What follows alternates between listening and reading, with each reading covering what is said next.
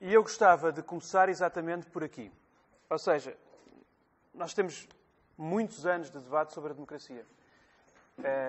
E ainda assim não acabamos o debate. E, portanto, é um debate inacabado. E esse é o mérito que a democracia tem. É que ao longo de tantos anos da história ainda não acabou o debate sobre esta matéria. Mas isso não significa que, apesar do debate não ter acabado, que não haja aquilo a que se chama um consenso liberal. E esse consenso liberal conseguiu fazer uma coisa que parecia difícil ao início. Que é, por um lado, defender a democracia, mas, por outro, restringir a participação das pessoas. E o consenso liberal é o consenso da democracia representativa assente no procedimentalismo do voto, ou seja, na eleição de governos através do voto. E é uma forma inteligente, evidente, de defender a democracia, mas de restringir o âmbito da participação das pessoas. É evidente que com a emergência dos Estados-nação era difícil, a escala nacional, ter espaço de participação direta dos cidadãos. É evidente. Mas isso não significa que a democracia tivesse que ficar estancada na sua evolução àquilo que é o mero procedimentalismo eleitoral. Em muitas circunstâncias, o que isto quer dizer é que resumimos a democracia a um procedimento, que é o direito ao voto, para eleger governos. E a partir daí, tudo funciona. E tudo funciona bem, aparentemente. E este é o consenso liberal em torno da democracia, que é evidentemente uma ideia muito reduzida daquilo que é a democracia, mas deste consenso liberal também transparece a ideia de que um eleitorado passivo é uma medida saudável para uma democracia. E, portanto, esta é a vitória a que se consegue chegar, digamos assim, com esta ideia do consenso liberal.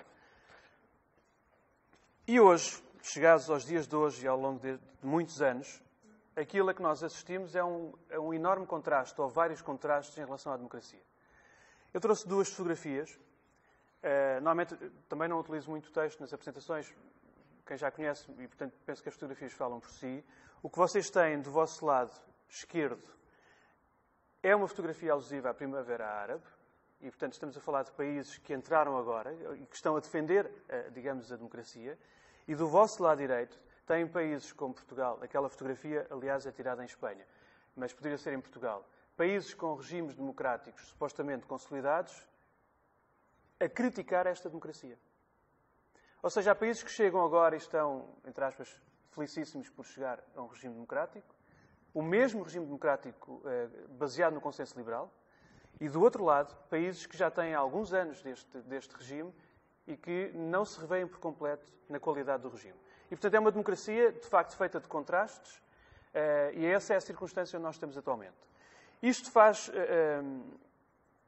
faz-nos levar ao seguinte.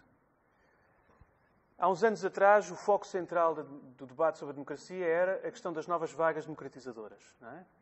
E a terceira vaga democratizadora envolveu Portugal, envolveu a Espanha, países que estavam a chegar ao regime. O debate hoje central sobre a democracia, e apesar da Primavera Árabe e de outras circunstâncias associadas a isso, não é essa a matéria essencial.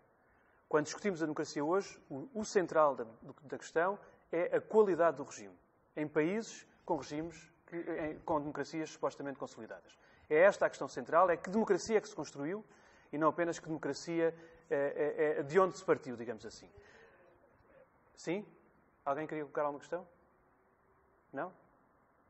Ora bem, então, por um lado, e esta questão do contraste significa que nós, por um lado, temos uma democracia representativa considerada como o único regime legítimo, e para isso foram criados programas internacionais de apoio às democracias. Temos observadores internacionais que vão a dados países fazer a verificação da qualidade do procedimento eleitoral.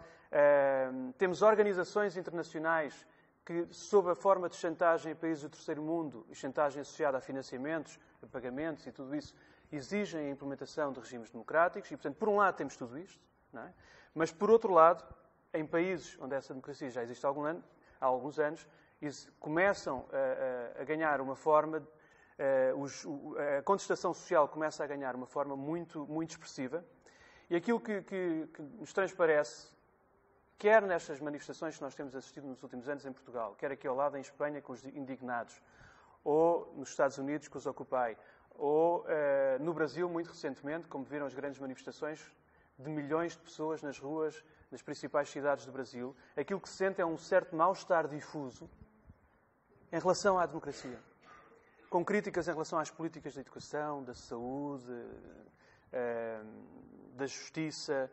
E, portanto, são muitos os sinais que hoje tornam evidentes este mal-estar difuso. E as manifestações são apenas um deles. Um dos sinais. E o que é interessante nestas manifestações é que elas se afirmam como fora das instituições. Afirmam-se como espaços fora dos partidos, fora dos sindicatos. Porque as pessoas não se revêem nas instituições e preferem fazer a sua manifestação como espaços apartidários. E esta é uma novidade, não é? E isso, evidentemente, é um sintoma também da desconfiança ou da falta de confiança em relação às instituições e, em particular, aos partidos políticos. Mas não é o único sinal associado a este mal-estar difuso. O outro sinal, que é muito expressivo no caso português, são as elevadas taxas de abstenção eleitoral. E já lá vamos, que eu trago os dados sobre essa matéria. Mas o que estas elevadas taxas de abstenção eleitoral nos fazem pensar é o seguinte: dá a entender que o voto parece um falso poder.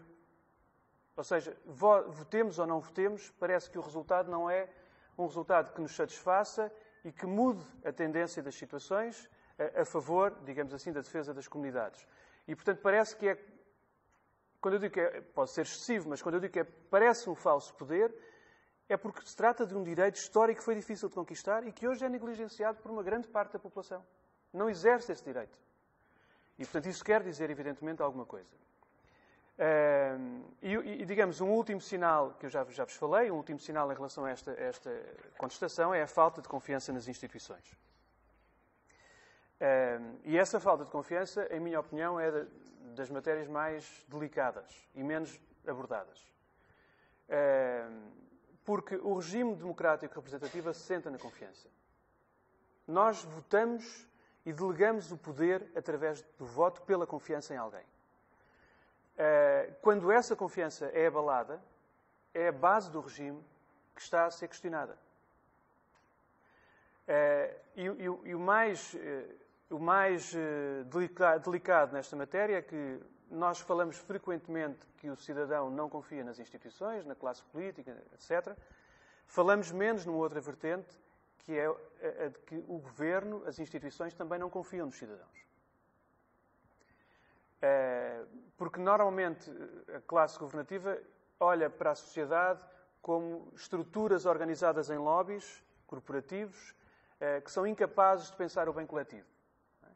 São apenas capazes de pensar o seu objetivo, sectorial e temático.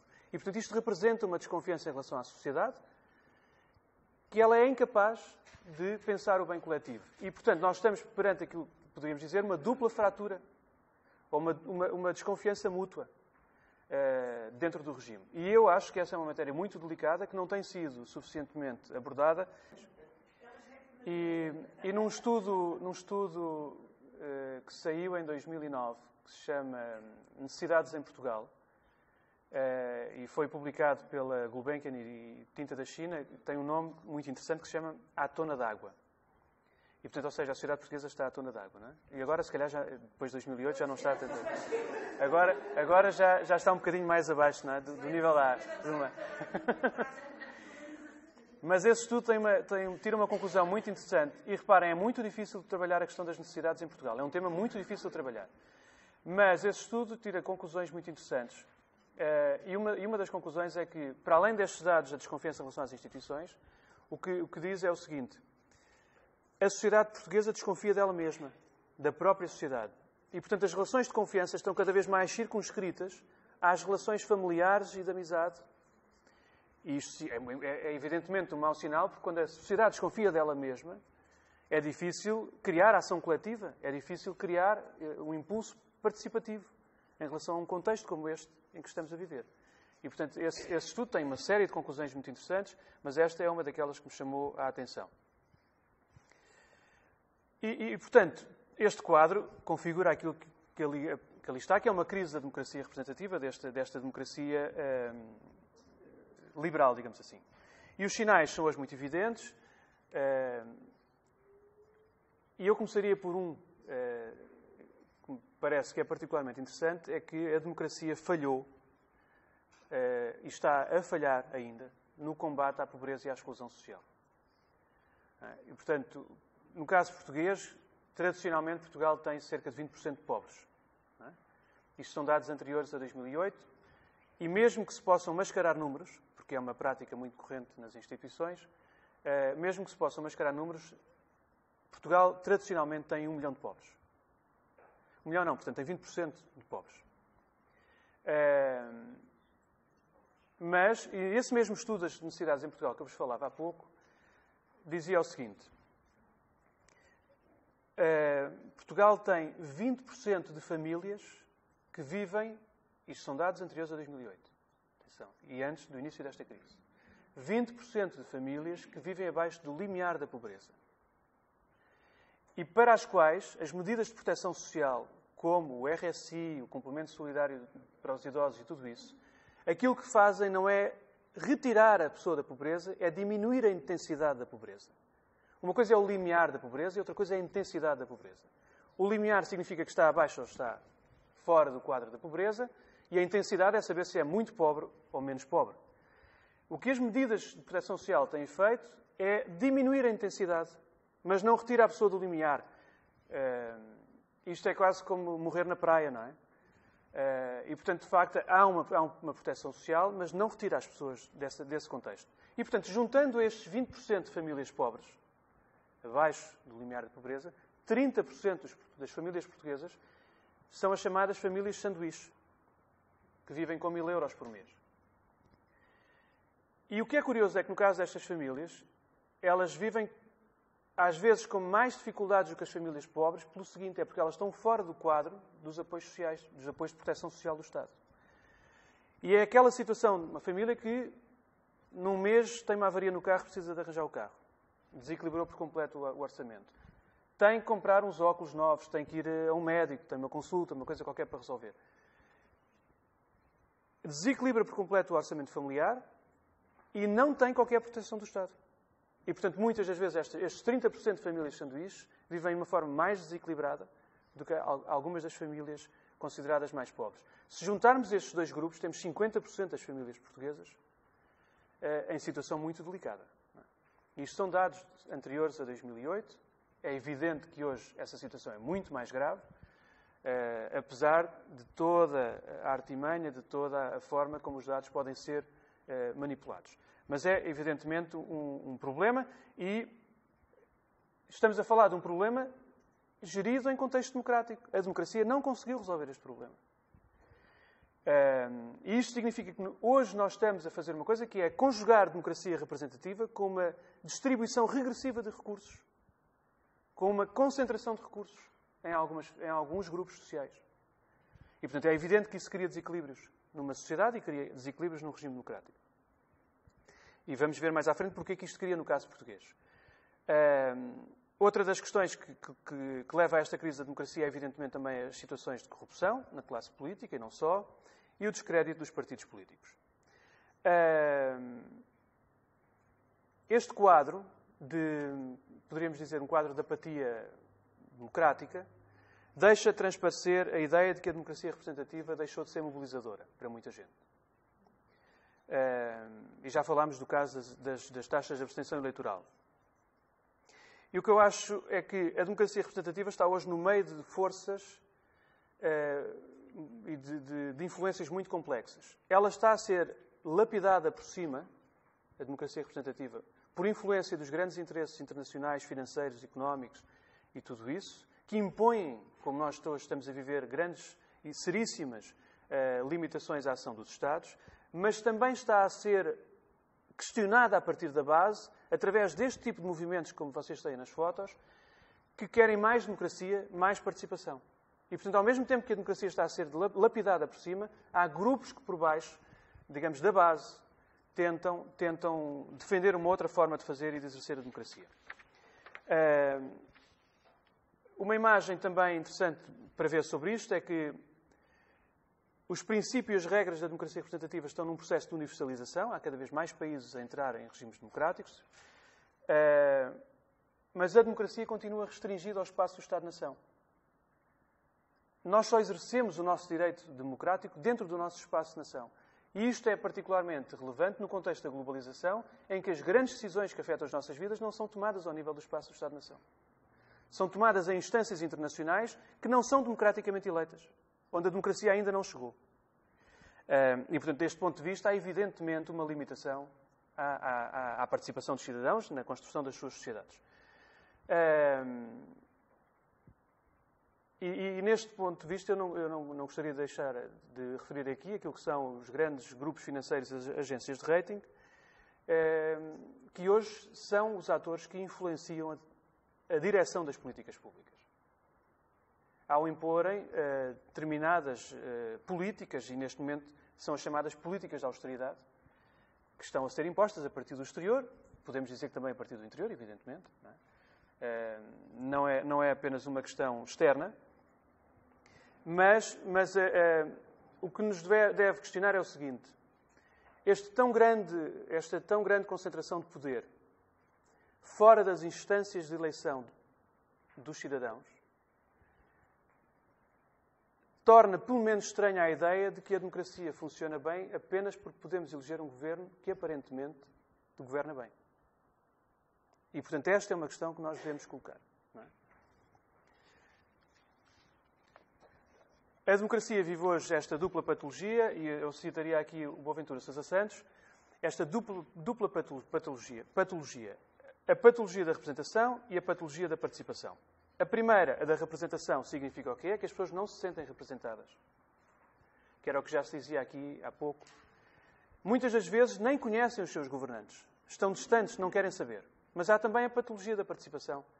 É que as pessoas não querem participar ou participam de formas nem sempre as mais entendíveis para todos, mas a não participação muitas das vezes é o reflexo de que as pessoas dizem não vale a pena participar porque as dinâmicas que decidem aquilo que são as medidas sobre as nossas vidas são tomadas em instâncias onde nós não conseguimos chegar, não conseguimos influenciar. E isso leva muitas das vezes a uma retração da participação. E, com isto, podemos entrar aqui naquilo que chamamos, digamos, as promessas não cumpridas do ideal democrático. E eu ia citar um autor, o Norbert Bobbio, e ele diz que há 5 promessas não cumpridas do ideal democrático. Eu ali trouxe o Pinóquio, porque o Pinóquio, quando mente, cresce-lhe o nariz, não é?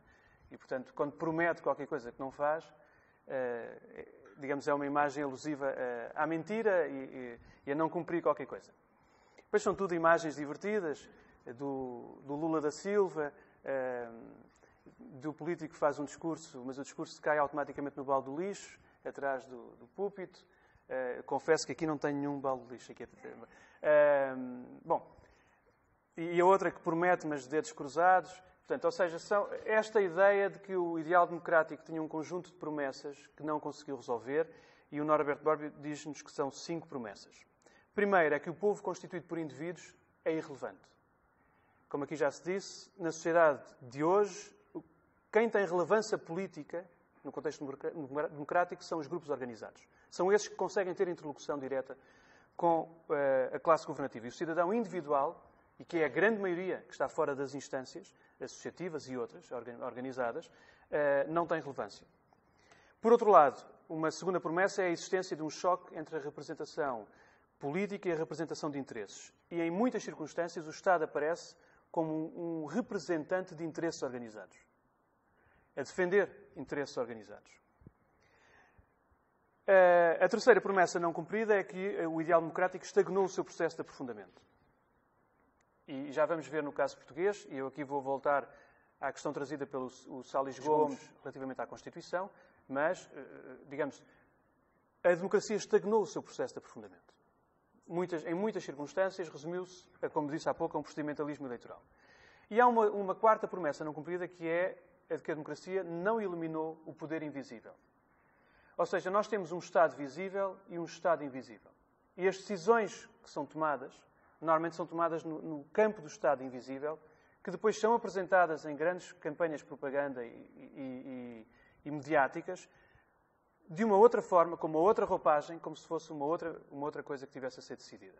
E, portanto, esta ideia de que de que a democracia não eliminou o Estado invisível. E eu aqui não resisto a contar-vos uma experiência pessoal que tem 11 anos, foi há 11 anos atrás. Eu trabalhei numa equipa que chamava-se Equipa de Missão para a terceira travessia do Tejo. Portanto, foi uma equipa criada pelo Conselho de Ministros para estudar estudar e, portanto, propor a construção da terceira travessia do Tejo, que era no corredor Chelas-Barreiro.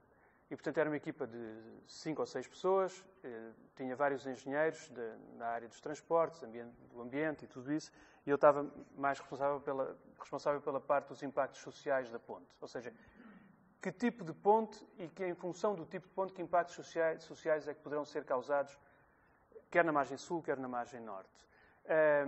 E eu gostava de... Não resisto, porque eu acho que é uma história muito interessante e que ilustra muito bem o que é esta questão do Estado visível e invisível, associada aos jogos de interesse e à incompetência de quem governa.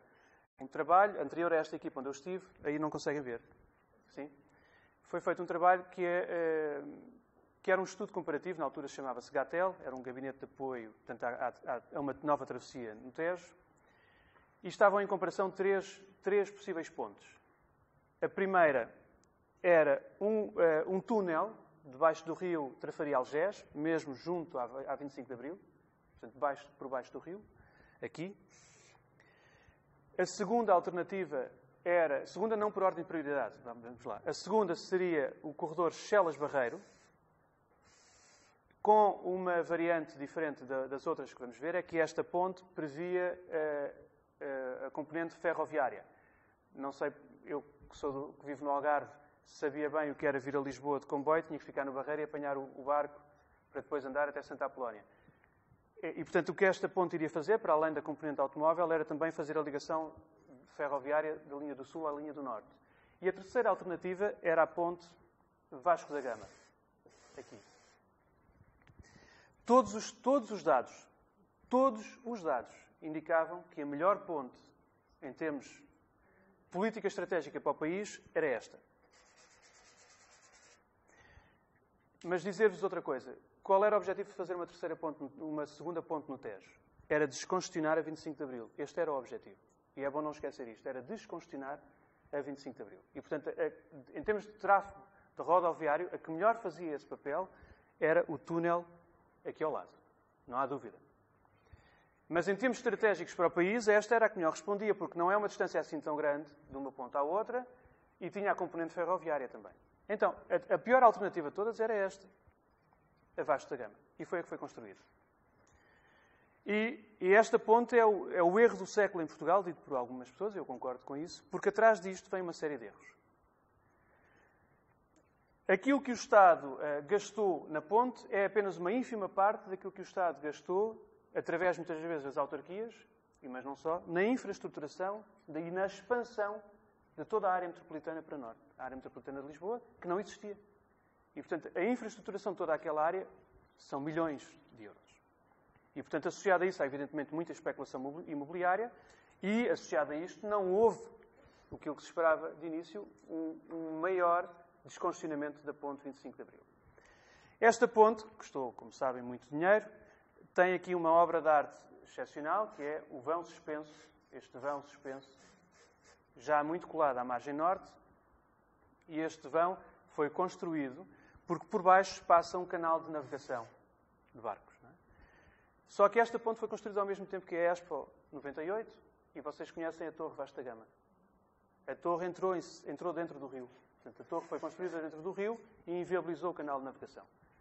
Aquele vão suspenso custou 35% a 40% da obra da ponte. E, portanto, este canal de navegação ficou inviabilizado e a navegação faz num outro mais a sul e mais pequeno. Esta situação fez que, por exemplo, a construção desta ponte não tornou possível a criação do comboio Norte-Sul, na linha Norte-Sul, a ligação às duas, e foi por isso que, anos mais tarde, o Governo inventou uma passagem de comboio na 25 de Abril, que foi construída, como sabem. Não é? E o Governo faz o seguinte, lança um concurso público para que os privados construam. E os privados reuniram-se todos, muito bem organizados, e disseram, nós não vamos concorrer, e o Estado vai ter que construir, e depois nós só vamos concorrer para fazer a exploração da travessia. E assim fez. O Estado construiu porque ninguém concorreu. E há um vencedor que ganhou a exploração da ponte, que é o mesmo que tem os transportes sul do Tejo. essa empresa ganha com um argumento importante. É porque, como tem os autocarros na margem sul, consegue ir buscar as pessoas à margem sul, colocá-las no comboio e faz a integração dos modos de transporte. Mas há, nesse contrato com o Estado, uma cláusula, que já vamos ver que existe também no outro, uma cláusula que diz, por tráfego não captado, por número de passageiros não captado, o Estado indeniza aquela empresa. E, portanto, é isso que acontece. Portanto, a integração não é completamente bem feita entre os modos de transporte e o número de passageiros não é alcançado e o Estado todos os anos está a pagar uma indemnização àquela empresa por passageiros não captados. A mesma situação acontece com o contrato da Lusoponte. Não sei se vocês já ouviram muitas vezes falar do contrato com a Lusoponte. A Lusoponte tem a exclusividade das travessias no Tejo, durante 30 anos. E a Lusoponte, quando constrói esta ponte, que aqui está, fez um estudo de tráfego para saber qual era o tráfego que ia passar na ponte, para, em função do tráfego, definir o valor da portagem a cobrar. Esse estudo de tráfego tinha uma variável importante na altura. Era que o aeroporto, o novo aeroporto internacional de Lisboa, ia ser em Rio Frio, na margem sul. Esse aeroporto, portanto, ao ser na margem sul, significava que o tráfego na ponte era muito grande, era maior, porque havia mais carros a passar de norte para sul e, portanto, a portagem podia ser mais baixa. A dada altura, há uma mudança de estratégia no governo que diz, bem, o aeroporto não vai ser em Rio Frio, vai ser na Ota. E passou para a margem norte. E a Lusoponte chamou o governo e disse assim, meus senhores, isso não pode ser. Vocês contratualizaram connosco um valor em função de uma perspectiva de investimento na margem sul e agora na margem norte vão ter que nos indenizar por tráfego não captado. Faça aquilo que era o estudo de tráfego. E assim acontece. Nós passamos hoje na Vasta Gama, pagamos, mas todos os anos o Estado está a pagar indenizações à Lusoponte. E, finalmente, o novo aeroporto volta à margem sul para Alcochete. Como sabem, não é? Mas nada mudou, entretanto. Isto são só alguns exemplos. Mas para vos dizer que, a par desta construção, é feita também aqui a Estação do Oriente. Sabem? A Estação do Oriente, como uma grande estação intermodal na entrada da capital, está pensada também para desativar Santa Apolónia, ou seja, seria uma estação terminal, desativar Santa Apolónia para deixar de ter aqui uma barreira física entre a cidade e o rio, que é a linha de comboio. Mas esta estação do Oriente é feita e é planeada de uma maneira que se transformou num mero apiadeiro, não permite a rotação de comboios. Então, como não permite a rotação de comboios, os comboios têm que continuar a ir até Santa Apolónia e fazer a rotação. Não é possível desativar. Então é preciso resolver um problema histórico de Santa Apolónia, que não tinha transportes até lá. Não sei se se lembram disso. Então qual foi a solução? Foi estender o metro, que acabava no Rossio, até Santa Apolónia, e que depois afundou no Terreiro do Paço, como sabem. Então, vejam, quer dizer, tudo isto são aquilo que eu chamo o Estado invisível. E que nós pagamos, esse Estado invisível, claro, e com um sorriso nos lábios, não é? Mas, portanto, são tudo exemplos desta ideia do Estado que decide nas costas dos cidadãos, com implicações na nossa vida cotidiana, e de facto não é do nosso conhecimento. Bem, havia muito mais coisas para vos dizer em relação àquilo, mas não podemos ficar ali. E para terminar estas promessas não cumpridas do ideal democrático do Bobbio, a última, para mim, é muito cara, que é a educação para a cidadania. E a única questão que eu faço em relação a isto é uma pergunta, quem é que hoje, na sociedade portuguesa, e pensando no nosso caso, não é, assegura de uma forma explícita a educação para a cidadania e para a democracia? Quem faz isso? E eu pergunto, as famílias conseguem fazer isso? A escola faz isso? As universidades fazem isso? Os partidos políticos fazem isso? Ou seja, há um vazio, porque ninguém assume isso de uma forma explícita, e isso tem uma repercussão evidente. E quem trabalha, ou quem tem crianças em casa, e tudo isso, se questionarem as crianças sobre o que é democracia, o que lhes vai ser dito é uma ideia muito reduzida do que é democracia. Porque é essa ideia que nós estamos a construir na cabeça das crianças. Porque ninguém assume essa função de educar explicitamente para o que é um ideal democrático. E para uma sociedade mais participativa. E para uma democracia, evidentemente, mais participativa. E, portanto, isso só pode ter debilidades a vários níveis. E é também por isso que nós temos vários desequilíbrios culturais e de cultura democrática. O empresário versus trabalhador, o marido versus mulher, o homem versus ambiente, os partidos políticos versus os seus membros, os países ricos versus os países pobres, a Igreja versus os seus fiéis e, portanto, há aqui muitas relações de cultura democrática que, evidentemente, são muito débeis ainda. E com isto entramos na democracia em Portugal, e eu não resisti a trazer-vos esta imagem, porque achei fantástica. E com isto queria dizer-vos o seguinte. E com isto gostava de vos dizer o seguinte. E voltando ao Salles Gomes. A Constituição da República Portuguesa, e ele disse isso aqui noutra vez, tem no seu artigo 2º o aprofundamento da democracia participativa. Foi a primeira Constituição a nível mundial a ter escrito na Constituição, na Carta Principal do país, a democracia participativa. E o que ali está dito é uma coisa muito clara. A democracia participativa é o fim último do Estado de Direito Democrático. E o que é curioso é que a construção do Estado de Direito Democrático em Portugal fez e foi arquitetado numa lógica da democracia representativa, negligenciando a participação dos cidadãos. E, portanto, nem foi meio, nem foi fim. Portanto, na prática é isso. Nós montamos toda a nossa arquitetura institucional baseada no sistema da representatividade e não fomos capazes de criar espaços efetivos e legislados de participação dos cidadãos. Eu gostava só de fazer aqui uma declaração, é que não entendam isto como qualquer pressão sobre o Tribunal Constitucional, não é? Que já está, coitado, cheio de pressões aí à porta. Mas é muito curioso porque Portugal começou a sua Constituição assim e há muitos outros países que, não tendo começado a Constituição assim, foram muito mais capazes de evoluir noutra direção. E eu trago-vos aqui 3 exemplos muito rápidos. Esta é a Constituição da República do Equador.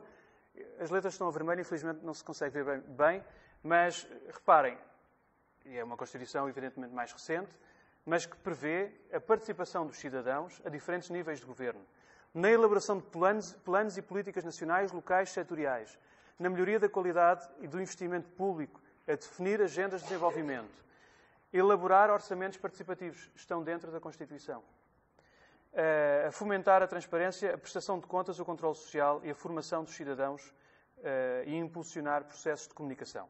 Reparem como uma Constituição mais recente foi capaz de evoluir numa outra forma e isto, de alguma maneira, está a ser traduzido na prática em questões e políticas operacionais. Esta é da República Dominicana e que prevê também, e portanto foi o segundo país a nível mundial a criar uma legislação nacional que obriga os municípios a fazer orçamentos participativos e, pouco tempo mais tarde, incluiu essa obrigação também a nível constitucional.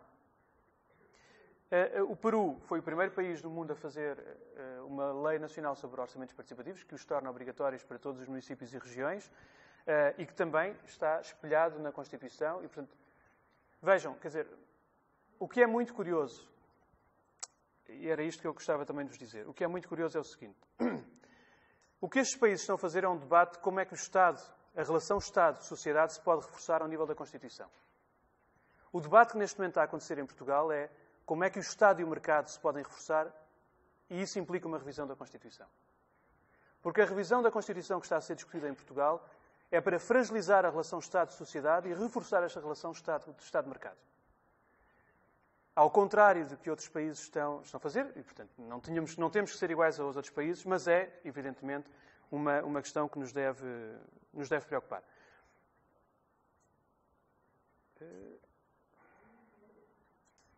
Ora bem, e agora eu queria-vos trazer aqui alguns dados. Vou-vos trazer, são 2 estudos sobre a qualidade da democracia portuguesa na perspectiva dos cidadãos. Mais uma vez, aqui uma imagem, esta da Mafalda, com uma grande gargalhada sobre a definição da democracia no dicionário. E, portanto, vamos ver que é que esses estudos nos estão a mostrar? Isto é a opinião dos portugueses em relação à democracia. E uma pergunta que é feita é: prefere a democracia como forma de governo? E reparem, mais de 56% diz claramente que prefere a democracia a qualquer outra forma de governo. Mas há ali 15% que diz, em algumas circunstâncias, um governo autoritário é preferível a um sistema democrático. Há 10 pessoas que são indiferentes, e há 10% e há 16% que não sabe. Reparem, quer dizer, se nós juntássemos os 15%, os 10% e os 16%, é evidente que não são a mesma coisa, mas ou são contra, ou estão indiferentes, ou não sabem. E, portanto, significa que há um valor muito expressivo da sociedade portuguesa que não defende claramente que prefere o regime democrático. Pelo menos isto diz. Não diz que prefere claramente isso. Isto é sintomático, mas não é específico de Portugal. Há outras situações onde isto acontece. Um estudo tem alguns anos feito pelas Nações Unidas, quando comparados vários países da América Latina, dizem claramente que preferem a democracia, mas se outro regime mais autoritário resolver os problemas sociais e económicos, preferem. E, portanto, estão dispostos a abdicar da democracia se um regime autoritário resolver os problemas da pobreza, da exclusão, etc. Vou acrescentar uma coisa só, que, por exemplo, o Eurobarómetro da Suécia, que é um país com muita confiança nas instituições públicas, o ano passado deu como resultado que 28% dos jovens abaixo dos 25 anos dizem a mesma coisa, que em algumas circunstâncias um governo autoritário é preferível a um governo democrático. Então, é um problema que é espalhado, especialmente nas novas gerações que não participaram da difícil construção do Estado democrático. Então, é para não deixar Portugal sozinho. Tem graça porque isto também poderia ter a ver com uma população idosa, que afinal até viu e lutou pela democracia, mas continua mal, não é? Porque muitos também desses 20% de povos ou dos 30% têm sanduichados. Tem muito a ver também. E até estava a fazer a interpretação que seria os idosos. Cai aqui com a sua... Mas na Suécia, onde ninguém viu a ditadura... isto é mais complexo. Sim, então... Era só para dar um dado para mostrar que é bastante complexo. Não sei se foi em 2007, por aí, houve uma eleição da figura mais importante da história de Portugal e quem ganhou foi o Salazar. E isso demonstra um bocadinho daquilo da cultura portuguesa. E se associarmos a isto as constantes declarações do Presidente da República que diz que nós temos que ser bons alunos, não é? Portanto, temos que aprender e obedecer, também demonstra muito da cultura que nós temos, não é? Outra das questões colocadas aos portugueses é qual da função ou da dimensão da democracia a mais importante.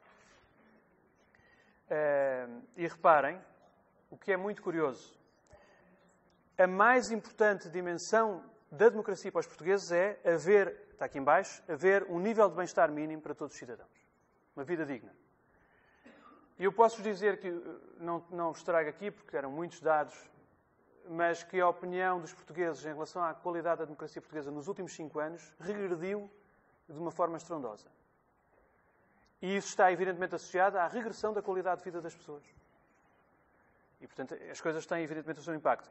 Aquela dimensão que, tendo importância, é a que tem menos importância, está lá em cima, é que haja oportunidades efetivas para as pessoas poderem participar na política.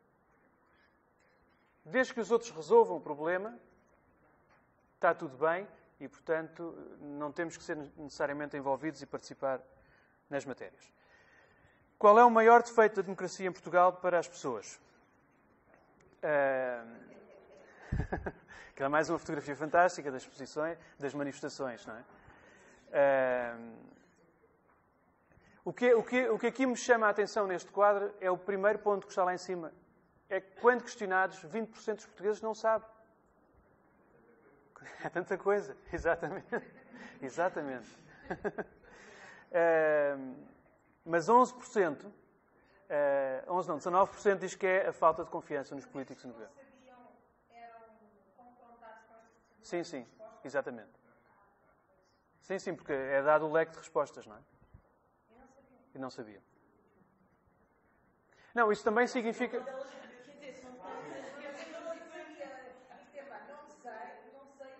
Não, mas é o que está ali na fotografia.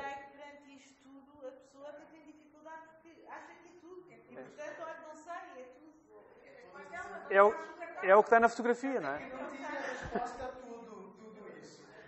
Se tivesse tido a resposta, Posso pôr uma cruz em todos.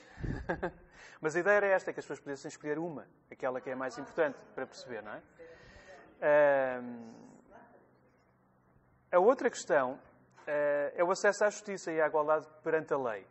E reparem,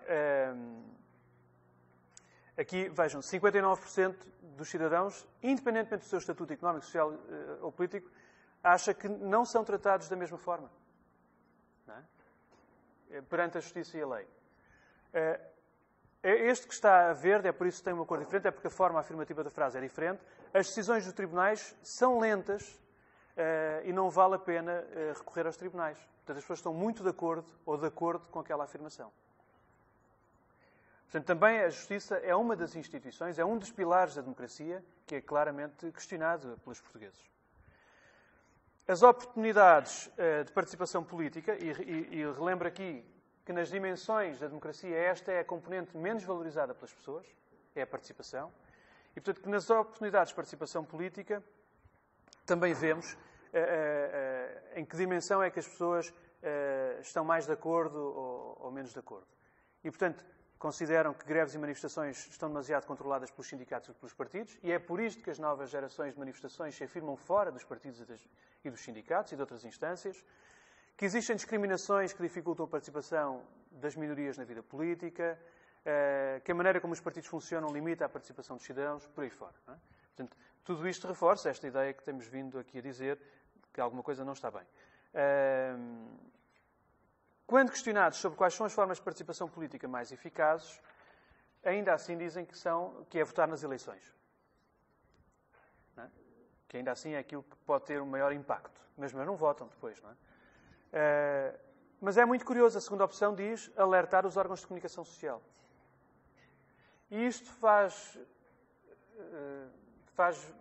torna-nos, ou seja, obriga-nos a olhar para os órgãos de comunicação social de uma forma diferente, como uma instituição de mediação entre a sociedade e o poder, que reivindica o que a sociedade não consegue reivindicar. E, portanto, é muitas das vezes assim que o cidadão olha para a comunicação social. E sabemos muitas vezes que isso acontece. Exaustas de não conseguir a resposta daquela autarquia, maltratadas pelo Hospital X, etc., etc., vão para os órgãos de comunicação social denunciar a situação. E, portanto, é como se fosse uma espécie de provedor do cidadão, não é? E depois, quais são as instituições e os agentes que melhor representam o cidadão? E a opinião dos portugueses é que aquele que melhor representa é o Presidente da República. Mas a maioria diz que não sabe. Repare, bom, este estudo tem 2 anos. Sim, estamos a falar de nível. Mas atenção, reparem, 31% não sabe. Ou seja, não se revê, não é representado por ninguém. Mas dentro daqueles que se acham representados é ao nível do Presidente da República. Ali há uma coisa que nos preocupa. Os autarcas estão 3%. Bom, mas já lá vamos também, porque há aqui dados interessantes sobre a abstenção nas autarquias. Os partidos políticos, os movimentos sociais de protesto. São feitas.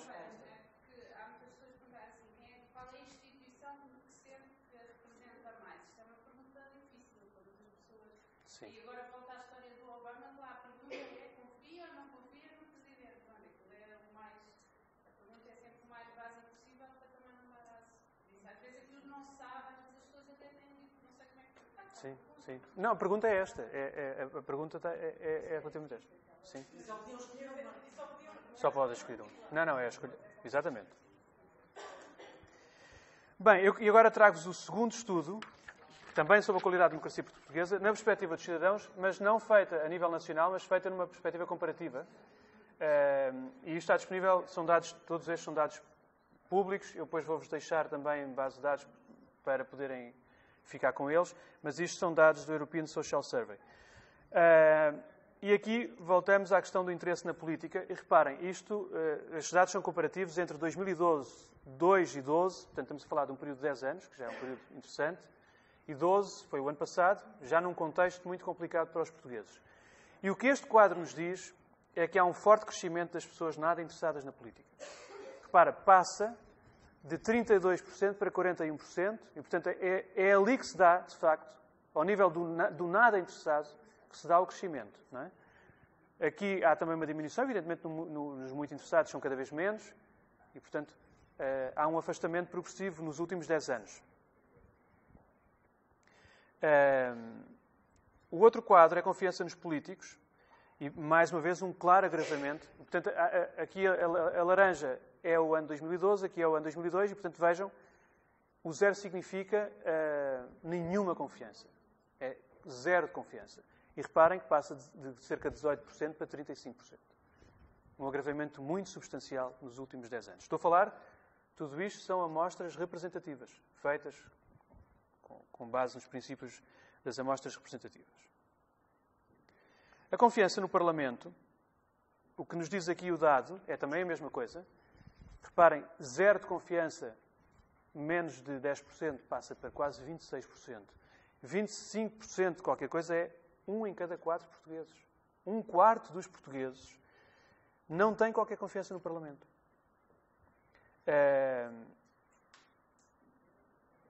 Em 2002, esse mesmo quarto, não é o mesmo quarto, mas digamos, se equilibrássemos, em 2002 o quarto de portugueses estava na posição neutra, que é o 5, que não cai nem para um lado nem para o outro, está na posição mais neutra, quer dizer, não tem uma opinião formada. Mas claramente nos últimos 10 anos há um desequilíbrio, e portanto o que vocês veem é o aumento do laranja a vir para este lado, que é a parte negativa do gráfico. São dados só de Portugal. Só de Portugal. Para facilitar a leitura, eu trouxe só os dados de Portugal, porque estes dados, e se vocês quiserem, existem para todos os países europeus, comparativamente. Isto tem uma reflexão a fazer por trás destes dados e que eu vos queria deixar aqui, muito rápida. É que se associarmos a confiança no Parlamento àquilo que é a confiança tradicional nos partidos, e vou-vos trazer esse dado à frente, uma anda a par da outra. A desconfiança dos partidos, ou a desconfiança do Parlamento anda a par da desconfiança a desconfiança no Parlamento anda a par da desconfiança nos partidos. Porquê? Porque aquilo que é a realidade do Parlamento em Portugal é a seguinte. Há uma parlamentarização dos partidos e há uma partidarização do Parlamento. Ou seja, há uma parlamentarização dos partidos porque os partidos passaram a gerir-se em função de um objetivo que é chegar a uma representação eleitoral que tenha expressão no Parlamento, e é esse o grande objetivo dos partidos, e há por trás disto uma parlamentarização, uma partidarização do Parlamento por via daquilo que é a ausência de liberdade dos parlamentares em relação àquilo que são as normas dos seus partidos. E, portanto, desse ponto de vista, se fôssemos ao limite, o Parlamento, como muitas outras instâncias, não é um espaço de pensamento livre. Não é? A confiança na polícia é outra instância interessante, e aqui é aquela, comparativamente com todas as outras instâncias, é aquela onde a desconfiança é menor.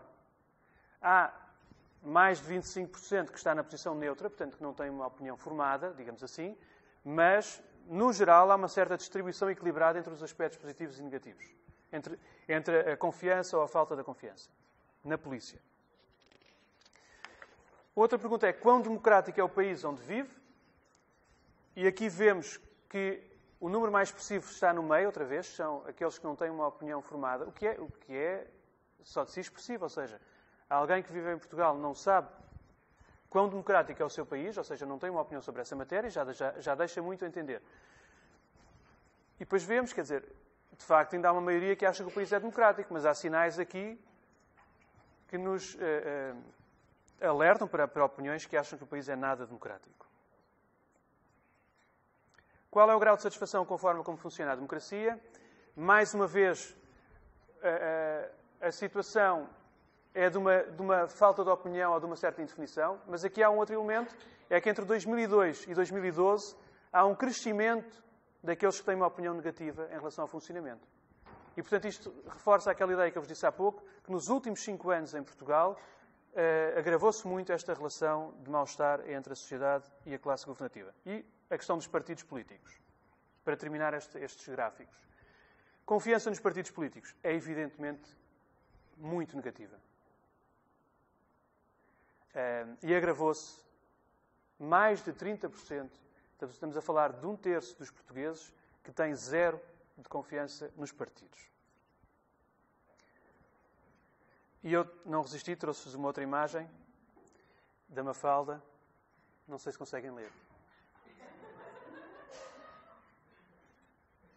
E, portanto, esta é a imagem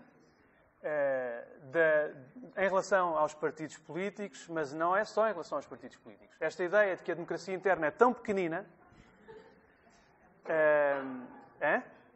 Rosário? É gira, não é? Mas, ou seja, as principais instâncias que fazem a mediação entre a sociedade e o Estado, que são os partidos políticos, são vistas de uma perspectiva muito negativa pelo cidadão e, por outro lado, são espaços em que a democracia interna é, como vemos ali, naquela caricatura, muito, muito pequenina. E passaria de seguida aos dados que vos disse que trazia, que são os dados das abstenções eleitorais em Portugal em todas as eleições. O que este gráfico nos dá, no caso das eleições presidenciais, é uma ideia interessante. A abstenção eleitoral, desde a primeira eleição presidencial, já era elevada, e, portanto, estamos a falar num período pós 25 de Abril, mas já era elevada. Teve uma quebra significativa, mas depois o que nós vamos ver é o seguinte: sempre que há um segundo mandato possível de um Presidente da República, há um aumento da abstenção eleitoral. Reparem, 2011 foi a eleição do Cavaco Silva para a segunda eleição, 53% de abstenção. Em 2001 foi a eleição do Jorge Sampaio para o segundo mandato, teve 50%. E, portanto, estamos sempre a falar num segundo mandato. Não sei qual é a razão sociológica para explicar isto, mas no fundo, há um agravamento da abstenção eleitoral, provavelmente porque acham que está bem, deve continuar, não sei. Há muitas interpretações possíveis sobre esta matéria. As eleições legislativas é onde se verifica o maior aumento da abstenção entre a primeira eleição e a última eleição. Reparem, a eleição presidencial, a primeira, começou com uma abstenção de cerca de 25%. Okay? E evoluiu até aos 53%. Esta começa num valor muito baixo da abstenção e está nos 42% praticamente. Portanto, é um aumento muito significativo e é a principal instância de governação, portanto é o Governo, onde a crise da abstenção se faz sentir de uma forma mais grave. Nas autárquicas, e aqui é a situação que eu não consigo compreender completamente, é o seguinte: sempre foi elevada, reparem, desde a primeira eleição para as autarquias em 76, nós estamos a falar de 35% de abstenção. É evidente, se cruzarmos isto, podemos fazer algumas interpretações sobre porque é que isto acontece. E vimos há pouco, quando questionados os portugueses sobre quem é que vos representa melhor, vimos que as autarquias representam, o poder local representa 3%. Significa que as pessoas, provavelmente desde o início, não atribuem um peso tão significativo ao poder local que leve a uma votação expressiva por parte das pessoas. E é por isso que pode ser uma hipótese que justifica o facto de termos tido sempre abstenções elevadas e ainda assim a crescer, não é? Portanto, estamos a falar já, na eleição deste ano, de setembro, 47% de pessoas, de portugueses eleitores, que não votaram. O que a eleição deste ano nos traz é um outro elemento interessante. É que as estruturas fora dos partidos, os independentes, sejam falsos ou verdadeiros, representam quase 7% e, portanto, foi a quinta força mais votada. Vejam, aqui está o PS, o PSD, e aqui está o PSD coligado com o CDS-PP, portanto, é por isso que há aqui 4 forças.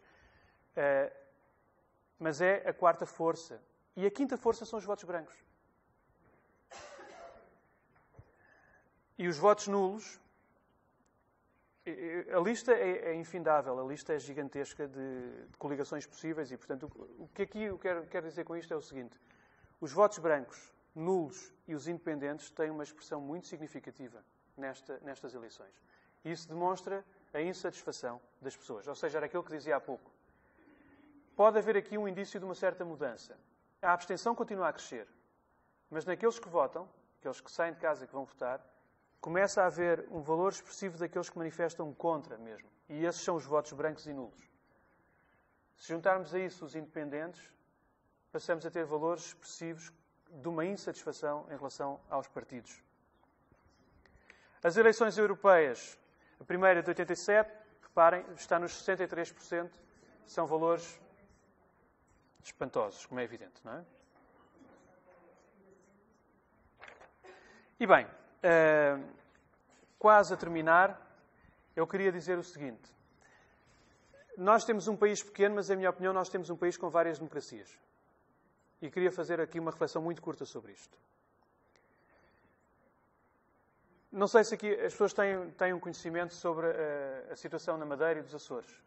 Alguém está familiarizado com essa situação, mais ou menos? Ora bem, a muitos níveis, administrativos, políticos e institucionais, são outras realidades. Eu caracterizaria, na atualidade, a democracia no continente como uma democracia de mercado. E já vou explicar porque é que eu declaro isto como uma democracia de mercado. Se chegarmos aos Açores, eu definiria como uma democracia de dependência do Estado. A economia dos Açores, as instituições, as famílias, estão claramente dependentes do Estado. O Estado suporta aquela economia, suporta aquelas famílias em larguíssima escala.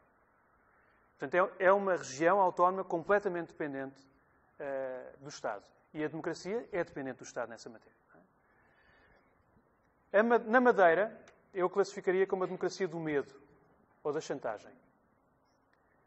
E digo-vos isto, quer dizer, não é novidade para ninguém, mas eu tenho estado em contacto estreito com várias pessoas na Madeira, desde as últimas eleições autárquicas, e a definição que as pessoas me fazem é que foi o 25 de Abril na Madeira, destas eleições. Eu não sei se temos todos consciência sobre o que se passa muitas das vezes, mas uma grande parte das pessoas, quando vai votar, atrás do biombo, tira a fotografia do boletim de voto, com a cruz no partido em que votou. E guarda essa fotografia para o futuro, para tudo aquilo que precisar, mostra a fotografia.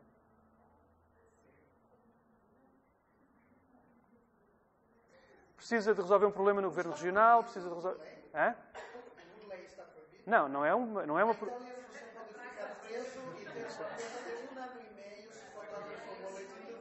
Bom, o boletim...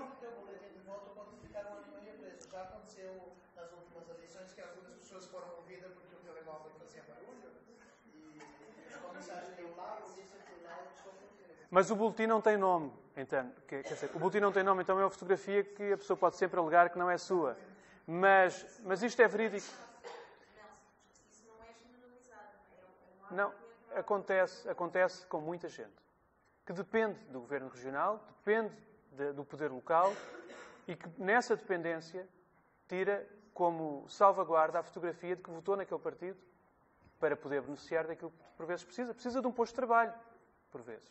Não é? Precisa...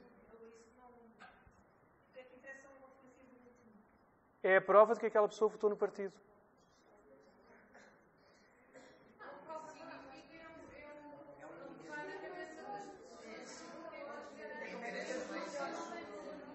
Ouçam, estes meios são meios muito pequenos e a liberdade de expressão sobre matérias políticas é muito mais reduzida.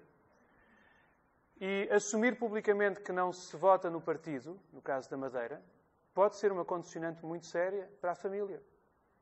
Não arranjar trabalho durante uma série de tempo, ter um conjunto de obstáculos, ter um conjunto de problemas com o Estado e tudo isso.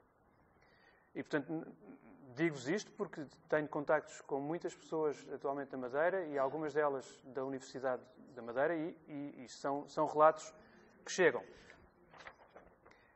Para voltar e para terminar, o que é que eu queria dizer com a democracia de mercado? E eu queria fazer uma última reflexão curta sobre esta matéria. Vocês lembram-se quando a crise estalou, digamos, em setembro de 2008?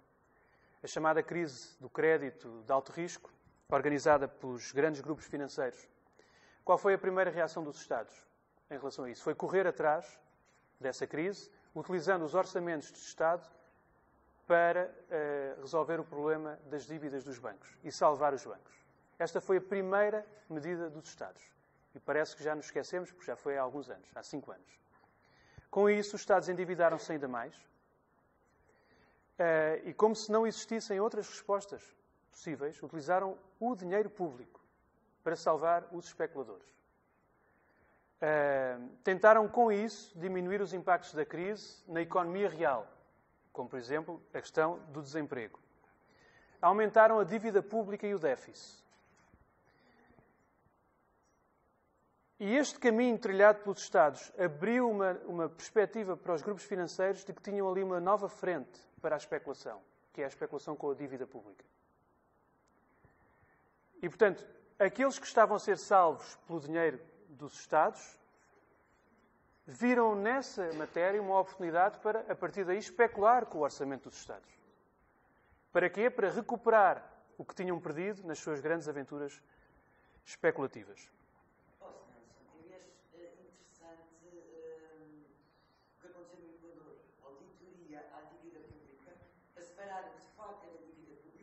Não era. Uma dívida odiosa, digamos que é também chamada. E o Equador disse que não pagava.